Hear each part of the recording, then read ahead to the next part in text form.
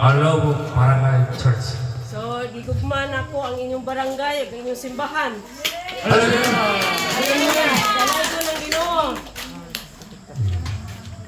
또한 필리핀 코타반 도주 유대야 삽시에서 둘째 날 저녁 찬양과 말씀과 기도의 시간을 예배하시고 계획하신 우리 주 예수 그리스도의 하나님께 감사와 영광을 올려드립니다. Maghatag kita og pasalamat ug himaya sa Dios nga ngamhan sa atong Ginoong Hesukristo. It's okay. Hesukristo nga maoy nagaandam og nagaplano niining panahuna sa pagdayeg o pagpasalamat o pagampo nini o ikaduhang gabi na pud namo nining lugar sa Midsayap, Cotabato. 1-A 오늘 저녁에 The 오신 Bluetooth device is ready to pair. 성도님들의 마음을 뜨겁게 이끌 기도의 말씀을 준비했습니다. 굳은 마음을 제하고 부드러운 마음을 회복하자는 제목을 정했습니다. 회복과 힘의 시간이 되기를 나사렛 예수 그리스도의 이름으로 선포합니다.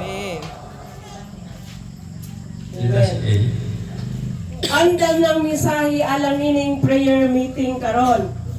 Pukawon ang mensahe na akong pagabatbaton sa inyong atubangan, pukawon pag-ayo ang mga kasing-kasing sa tanang katawhan sa Ginoo nga mianhi karon o mianhi karon gabi una.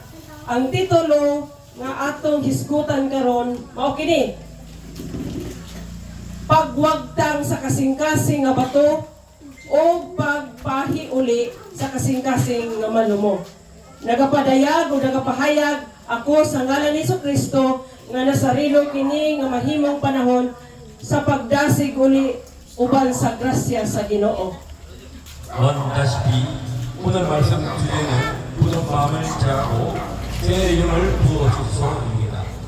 에스겔 선지자는 말세에 부어질 새 은혜를 예언합니다.